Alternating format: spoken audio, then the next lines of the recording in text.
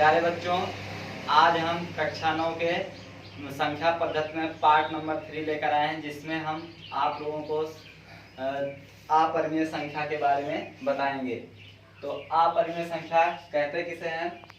वह संख्याएं जिन्हें p/q के रूप में व्यक्त नहीं किया जा सकता है, जहां p तथा q पूर्णांक है और q डज नॉट इक्वल 0 अपरिमेय संख्या कहलाती हैं।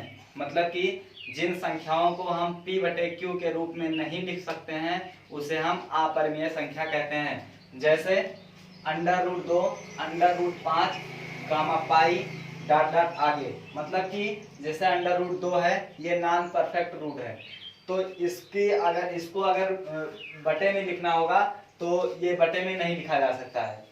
और उसके बाद जैसे पाई को पूछा गया कि क्या पाई अपरिमेय संख्या है या परिमेय संख्या है, तो पाई का मान जो होगा 22/7 होता है। पाई का मान 22/7 होता है, परंतु 22/7 एक परिमेय संख्या है, इसको p/q के रूप में लिखा गया है। परंतु पाई को हम क्या कहेंगे कि पाई जो है अपरिमेय संख्या है, इसको p/q के रूप में नहीं लिखा जा सकता है। अब उसके बाद फिर आता है संख्या रेखा पर अपरिमेय संख्या का निरूपण।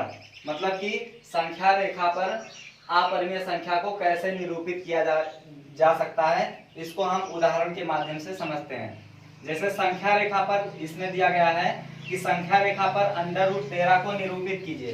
तो √13 को निरूपित करने के लिए सबसे पहले हम क्या करेंगे,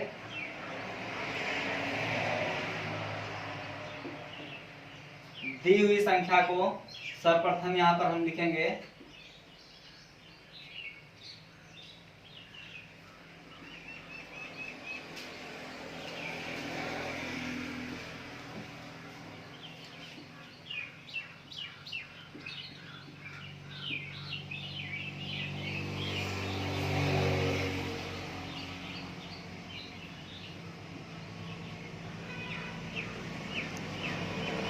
प्राकृतिक संख्या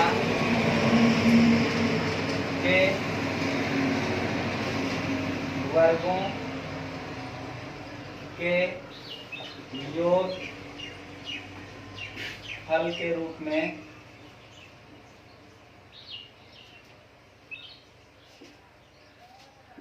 लिखते हैं। तो अब जैसे √13 है, तो 13 आता है, यहाँ पर हम लिखेंगे 13 बराबर 9 + 4 बराबर, इसको हम लिख सकते हैं 3 का होल स्क्वायर + 2 का होल स्क्वायर। तो अब यहाँ पर देखिएगा 13 को हम ऐसे तोड़ेंगे कि ये जो दो संख्या 9 और 4 को जो तोड़ा गया है इसका वर्ग बन जाए। तो अब 9 का वर्ग क्या होगा, 3 का होल स्क्वायर हो जाएगा, और 4 का क्या हो जाएगा, 2 का होल स्क्वायर। तो अब इसमें हम क्या करेंगे, एक संख्या रेखा खींचते हैं और संख्या रेखा को हम यहाँ पर मान लेते हैं कि ये इन्फिनिटी मतलब कि अनंत तक जाएगा। संख्या रेखा के दाहिनी तरफ प्लस रहता है और बाएं तरफ क्या होता है, माइनस। तो अब यहाँ पर देखिएगा, यहाँ पर कोई बिंदु हम O लेते हैं और यहाँ से कोई बिंदु हम A लेते हैं, और उसके बाद फिर यहाँ से एक लंब खींचते हैं जो 90 अंश का कोण बनाता हुआ जाएगा।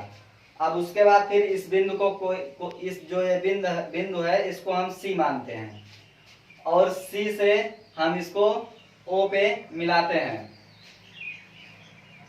उसके बाद फिर इसको हम 3 मान लेते हैं। O से A तक की दूरी को हम 3 मान लेते हैं तथा A से C तक की दूरी को 2 मान लेते हैं। उसके बाद इसको पाइथागोरस प्रमेय की सहायता से O और C का मान निकालते हैं। तो अब यहाँ पर देखिएगा,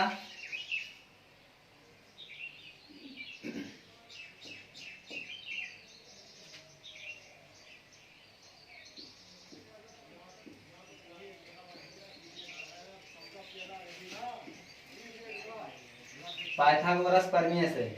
पाइथागोरस प्रमेय है कर्ण का स्क्वायर बराबर लंब का स्क्वायर प्लस आधार का स्क्वायर।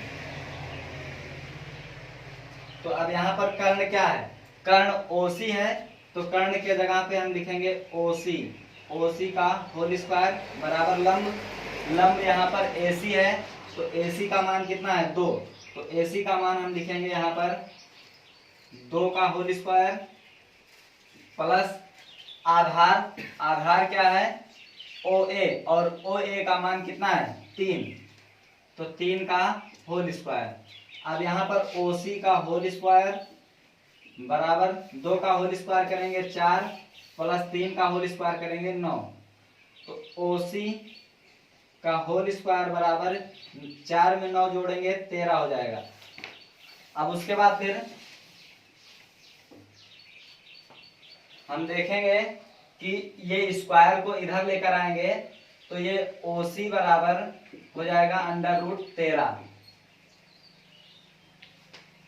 OC बराबर √13। तो अब यहाँ पर कर्ण का मान कितना निकल गया, OC का मान √13 आ गया।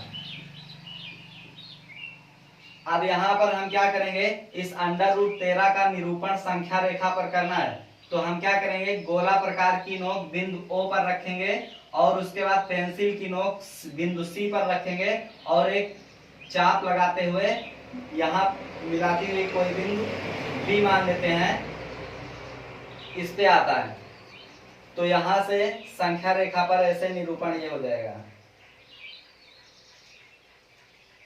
√13।